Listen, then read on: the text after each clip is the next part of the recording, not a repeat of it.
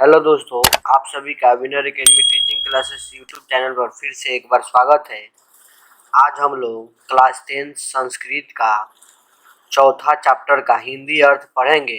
चौथा चैप्टर का नाम है संस्कृत साहित्य लेखिका, यानी कि संस्कृत साहित्य में कौन कौन लेखिका हुई उसके योगदान के बारे में हम लोग पढ़ेंगे इस चैप्टर में। इसके पिछले वीडियो में हम लोगों ने 3 चैप्टर कंप्लीट कर चुके थे, जिसमें पहला चैप्टर का नाम था मंगलम, दूसरा चैप्टर का नाम था पाटलिपुत्र, तीसरा चैप्टर का नाम था अलस कथा। इस तीनों चैप्टर का हिंदी अर्थ हम लोग पढ़ चुके थे और ऑब्जेक्टिव क्वेश्चन का भी प्रैक्टिस कर चुके हैं।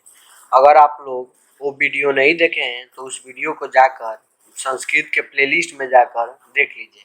चलिए हम लोग आज संस्कृत साहित्य लेखिका का हिंदी अर्थ जानना स्टार्ट करते हैं।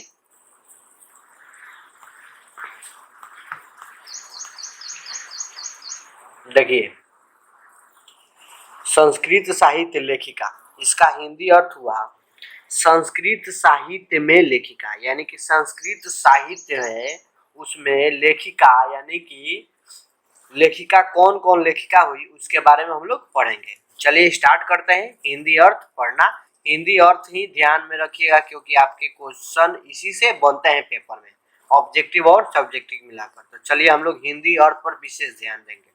तो देखिए, इस चैप्टर को स्टार्ट करते हैं। इसमें लिखा गया है कि विशाल संस्कृत साहित्य अनेक कवियों और शास्त्रकारों द्वारा बढ़ाया गया। जो यह विशाल संस्कृत साहित्य है, यानी जो संस्कृत का साहित्य में अनेक कवियों और शास्त्रकारों द्वारा बढ़ाया गया है, यानी कि इसमें बहुत सारे राइटर और शास्त्रकारों द्वारा बढ़ाया गया है। आगे देखिए, वैदिक काल के आरंभ में शास्त्रों और काव्यों के रचना एवं संरक्षण में जिस प्रकार पुरुष सावधान थे, उसी प्रकार स्त्रियां भी सहयोगी थी। बताया जा रहा है कि जब वेद के समय था, यानी वैदिक युग था, उस समय जिस प्रकार संस्कृत साहित्य में पुरुष, यानी जिस प्रकार पुरुष अपना योगदान दिए हैं, उसी प्रकार स्त्रियां भी योगदान दी है संस्कृत साहित्य को बढ़ाने में।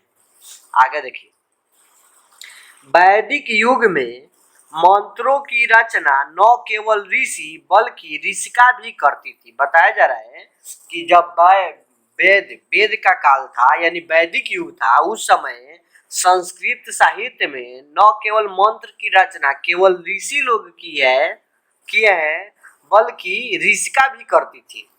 आगे देखिए, ऋग्वेद में 24 और अथर्ववेद में 5 ऋषिका मंत्र रचयिता के रूप में उल्लेखित किए गए हैं।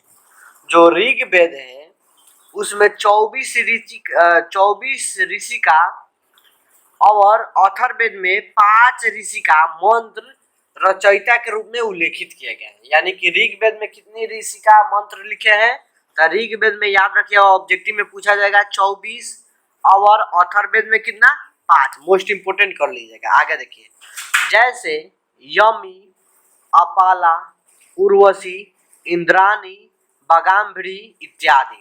यानी कि जैसे अथर्ववेद में बताया गया है कि यामा लिखी है मंत्र, उसके बाद अपाला, उर्वशी, इंद्राणी, बगाम्भरी इत्यादि, जो संस्कृत साहित्य में अपना योगदान दिए हैं संस्कृत लेखिका। आगे देखिए, बृहदारण्यक उपनिषद में, एक उपनिषद है बृहदारण्यक उपनिषद में, याज्ञवल्क्य की पत्नी मैत्रेयी दार्शनिक सिद्धांत का वर्णन किया गया है। कौन सा उपनिषद में, बृहदारण्यक उपनिषद में याज्ञवल्क्य की पत्नी मैत्रेयी है। याज्ञवल्क्य की पत्नी कौन है, मैत्रेयी। किस सिद्धांत का वर्णन किया गया है, की है तो दार्शनिक सिद्धांत का वर्णन की है। आगे देखिए, जिसमें याज्ञवल्क्य की आत्म तत्वों की शिक्षा मिलती है। बताइए कि बृहदारण्यक उपनिषद में याज्ञवल्क्य की पत्नी का नाम क्या था। याज्ञवल्क्य की पत्नी का नाम ऑब्जेक्टिव में पूछा जाता है। याज्ञवल्क्य की पत्नी का नाम क्या था, मैत्रेयी। वो किस सिद्धांत का वर्णन की है? दार्शनिक सिद्धांत का वर्णन की है, जिसमें याज्ञवल्क्य की आत्म तत्व की शिक्षा मिलती है। यानी कि बृहदारण्यक उपनिषद है, उसमें याज्ञवल्क्य की पत्नी मैत्रेयी याज्ञवल्क्य के बारे में लिखी है। आगे देखिए, जनक के सभा में शास्त्रार्थ कुशल गर्गी नामक वक्त्री रहती थी। यह भी क्वेश्चन कितना बार पूछा जा चुका है कि जनक के सभा में शास्त्रार्थ कुशल कौन रहता था? गर्गी नामक एक वक्त्री रहती थी। आगे देखिए, महाभारत में भी जीवन पर्यटन वेदांत का अनुशीलन करने वाली स्त्रियों का आसानी से वर्णन प्राप्त होता है। यानी बताया जा रहा है कि जो महाभारत ग्रंथ है उसमें भी लेखिका जो है वो उनका स्त्रियों का मंत्र लिखी है। आगे देखिए, लौकिक संस्कृत साहित्य में प्राय 40 कवित्रियों के 150 श्लोक स्पष्ट रूप से इधर उधर प्राप्त होता है। बताया जा रहा है कि जो लौकिक संस्कृत साहित्य है उसमें 40 कवित्रियों के 150 श्लोक इधर उधर मिलता है, यानी या इसमें बताया जा रहा है। तो याद रखिएगा, यहाँ से ऑब्जेक्टिव बनने की चांस है कि लौकिक संस्कृत साहित्य में कितनी कवित्री थी? तो 40 थी। कितने श्लोक लिखे? तो 150 श्लोक लिखे हैं। आगे देखिए, जिसमें विजयांका का प्रथम कल्प मिलता है। आप बताइए, लौकिक संस्कृत साहित्य में 40 कवित्रियों ने 150 श्लोक लिखे हैं, जिसमें विजयांका नामक एक कवित्री है जिसका प्रथम कल्प मिलता है। आगे देखिए, वह श्याम वर्ण की थी, ऐसा इस श्लोक से मिलता है। देखिए, विजयांका के बारे में कितना बार क्वेश्चन पूछा जा चुका है आपके प्रीवियस ईयर में। विजयांका कैसी थी? तो सावली थी, श्याम वर्ण की थी। ऑब्जेक्टिव में पूछा जा सकता है। कैसे मालूम चलता है? तो देखिए, एक श्लोक से मालूम चलता है। नीले कमल के समान श्याम वर्ण वाली विजयांका को नहीं जानने के कारण दंडी ने बेकार ही कहा, सरस्वती के समान शुक्ल वर्ण वाली। विजयांका के बारे में एक दंडी बताया है। दंडी ने क्या बताया है कि यह नीले कमल के समान है, श्याम वर्ण वाली है और सरस्वती के समान शुक्ल वर्ण वाली है।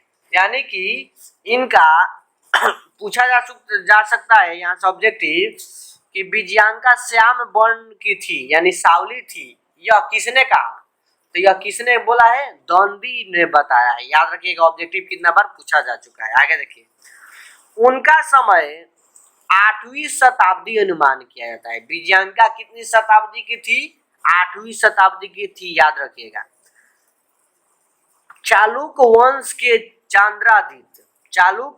के चांद्रादित्य की रानी विजय भट्टारिका ही विजयांका थी। अब देखिए, यहाँ बताया जा रहा है कि जो चालुक्य वंश के चांद्रादित्य थे राजा, उसकी रानी कौन थी? विजय भट्टारिका थी। उन्हीं का नाम था विजयांका। तब पूछा जा सकता है कि विजय भट्टारिका कौन थी? विजयांका का ही दूसरा नाम है। और विजयांका किसकी रानी थी? तो चांद्रादित्य की रानी थी। याद रखिएगा, ऑब्जेक्टिव में पूछा जाता है यहाँ से क्वेश्चन। आगे देखिए, ऐसा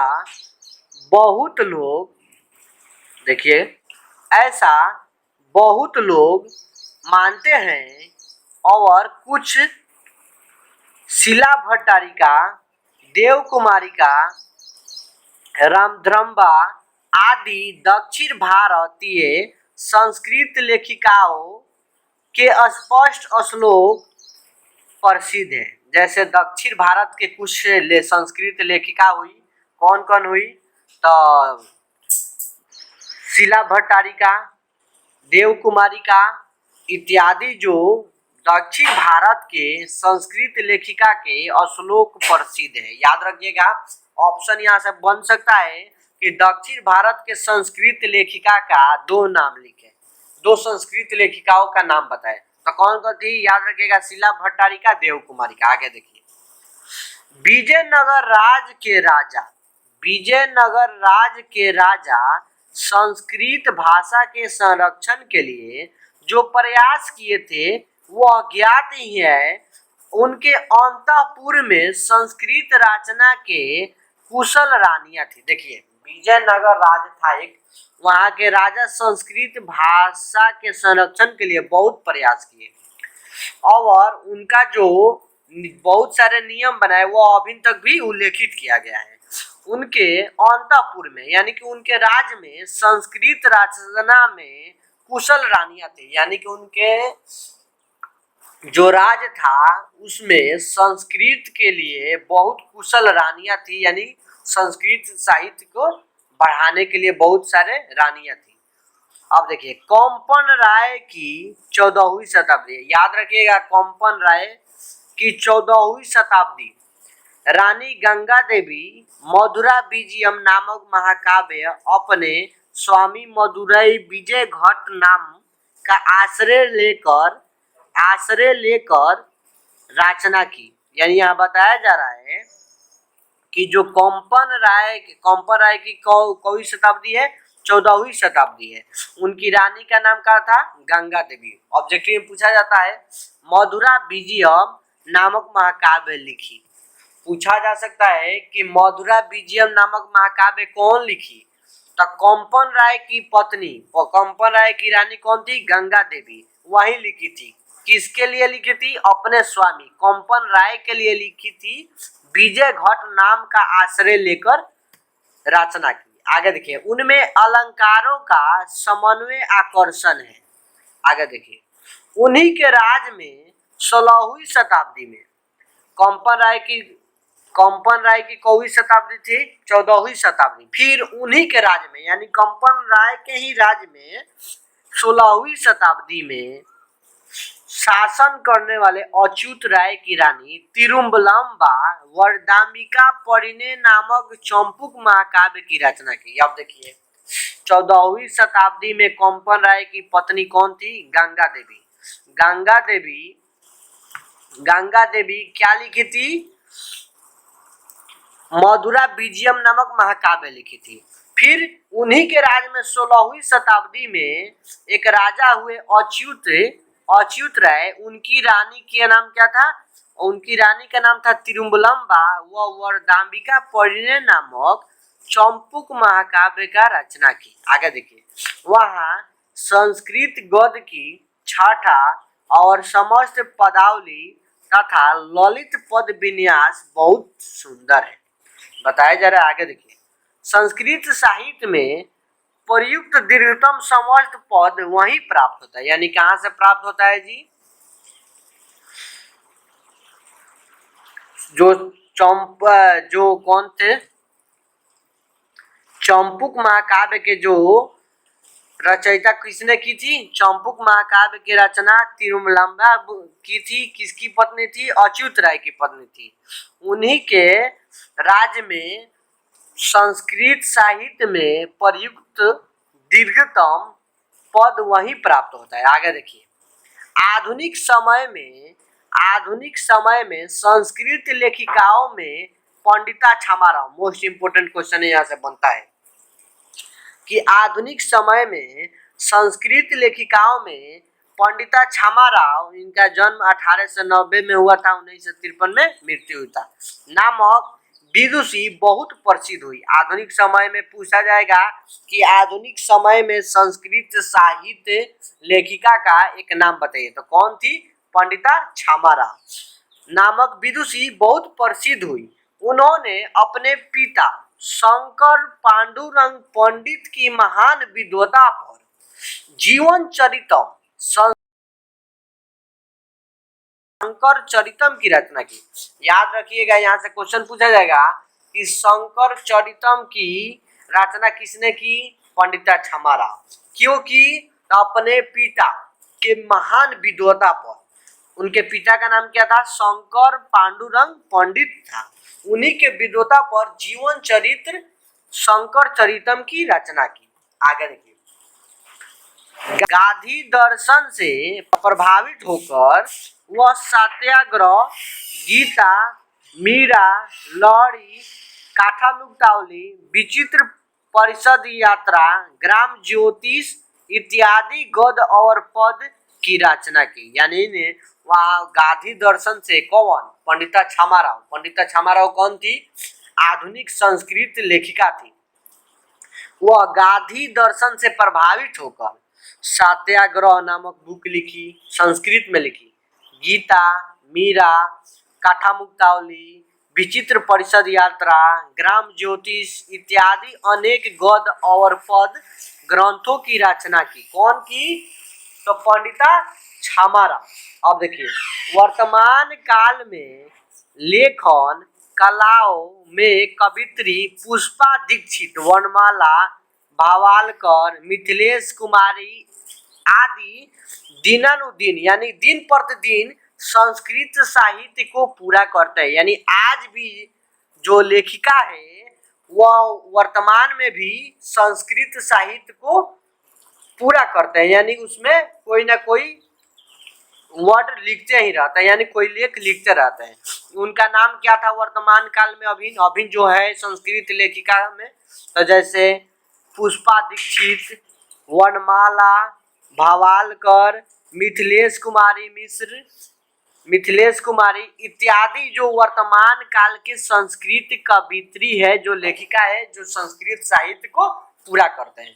तो यहीं पर आपका आज का चैप्टर समाप्त हो गया। चैप्टर का नाम था संस्कृत साहित्य में लेखिका।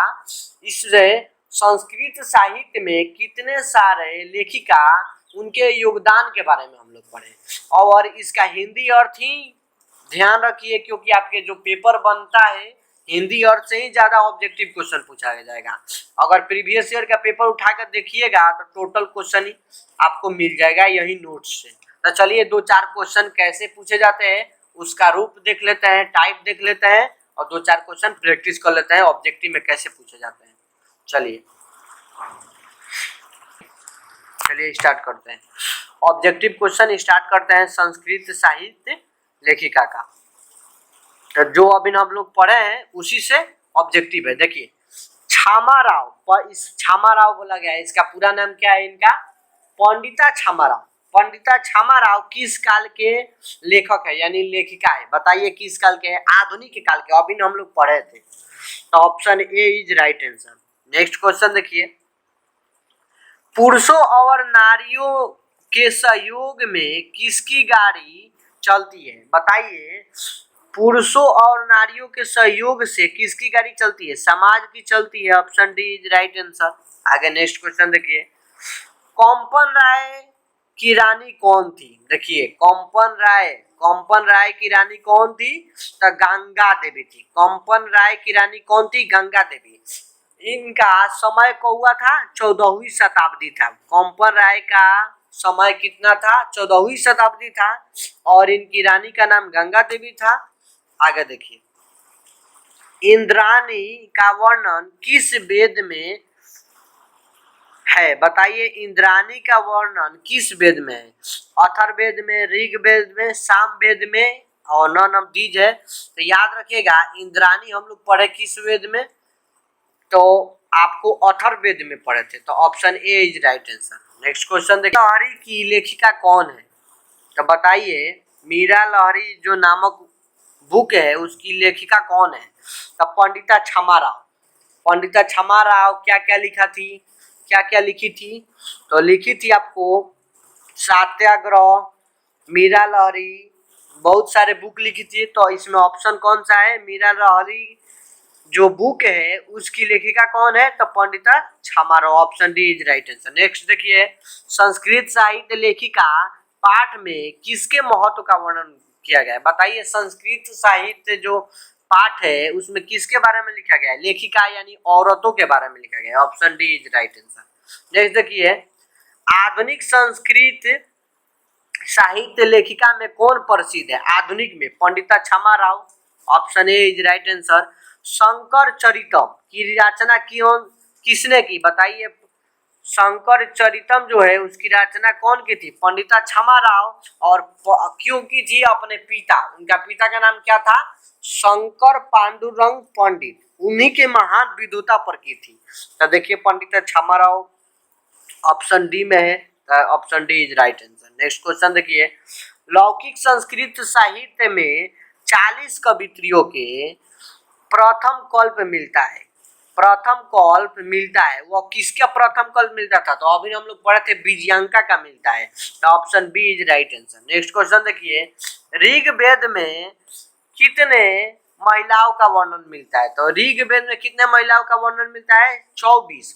और अथर्ववेद में हम लोग पढ़े हैं, इसमें देख लीजिएगा, याद कर लीजिएगा, अर्थ हिंदी अर्थ टोटल क्वेश्चन बना दीजिएगा।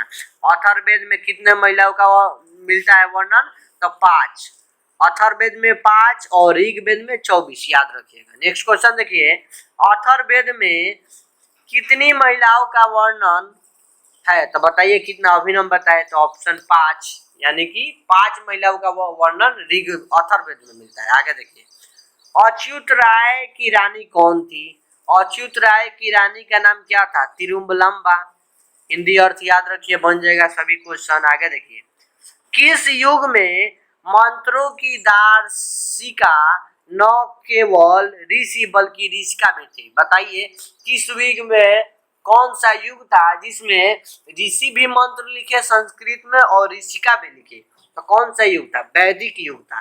Option C is right answer. Next देखिए क्वेश्चन, याज्ञवल्क्य की पत्नी को क्या शिक्षा दी? बताइए, यहाँ देखिए, याज्ञवल्क्य ने अपनी पत्नी को क्या शिक्षा दी? तो आत्म तत्व की शिक्षा दी थी। Option D is right answer. Next question देखिए, मधुरा विजयम महाकाव्य की रचना किसने की थी? तो मधुरा विजयम महाकाव्य की रचना किसने की थी? गंगा देवी की थी। Option C is right answer. आगे देखिए, वरदाम्बिका परिणय नामक महाकाव्य, यहाँ महाकाव्य होगा, की रचना किसने की?